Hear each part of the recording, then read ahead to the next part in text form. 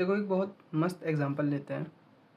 मान लो ये ट्रक है तुम्हारा, ठीक है, इस पर एक ब्लॉक रखा है, ठीक, उसका मास कुछ m है, ठीक है। जो ट्रक है वो आगे जा रहा है, कौन से एक्सेलरेशन से, a, ठीक है। तो अभी हमने पढ़ा था जब नॉन इनर्शियल फ्रेम होता है, ठीक है, एक्सेलरेटिंग फ्रेम होता है, तो जो m मास होता है उस पर एक सूडो फोर्स लगती है पीछे की तरफ, कितनी, एफ सूडो, कितनी होती है ये, ma, ठीक है। अब देखो जब ट्रक है वो आगे एक्सेलरेट करेगा तो m है वो पीछे जाना चाहेगा, ठीक है। लेकिन क्या होता है, इधर फ्रिक्शन लग रहा होता है, जहाँ ब्लॉक रखा होता है ना उस पर एक फ्रिक्शन लग रहा होता है, ठीक है।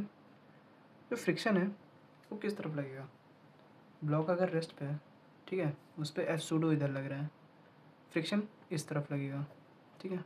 देखो अगर हम ब्लॉक्स को सही से बनाते हैं, उसको एफ सूडो लग रहा है इधर, ठीक, एफ सूडो लेफ़्ट की तरफ लग रहा है। अच्छा पहले ये बताओ एफ सूडो लेफ़्ट की तरफ क्यों लग रहा है, क्योंकि देखो जो नॉन इनर्शियल फ्रेम है ना उसका एक्सेलरेशन इस तरफ है, आगे की तरफ, और हमेशा मैंने बताया है कि एक्सेलरेशन के अपोजिट साइड एफ सूडो लगाना है, ठीक है, एकदम अपोजिट साइड। तो सूडो इधर लगेगा, फ्रिक्शन किधर लगेगा, फ्रिक्शन इधर लगेगा। क्यों, क्योंकि जो ब्लॉक है ना वो रेस्ट पे है, ब्लॉक को रेस्ट में रखने के लिए एक फ़ोर्स होनी चाहिए जो इसको बैलेंस करे, तो वो फोर्स कौन सी होगी, ये फ्रिक्शन की, ठीक है। देखो अगर ब्लॉक रेस्ट पे है ना तो फ्रिक्शन का फोर्स कितना हो जाएगा, फ्रिक्शन का फोर्स होगा एम ए, ठीक है, एम ए, ये फ्रिक्शन है, फ्रिक्शन, ठीक है, फ्रिक्शन का फोर्स कितना होगा, एम ए होगा।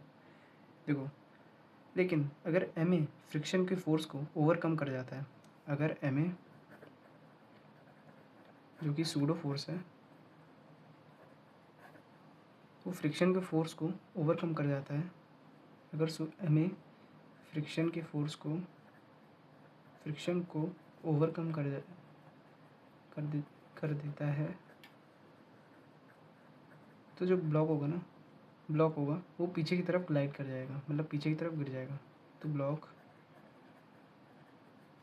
पीछे गिर जाएगा, पीछे गिर जाएगा, ठीक है, जो ब्लॉक होगा वो पीछे गिर जाएगा।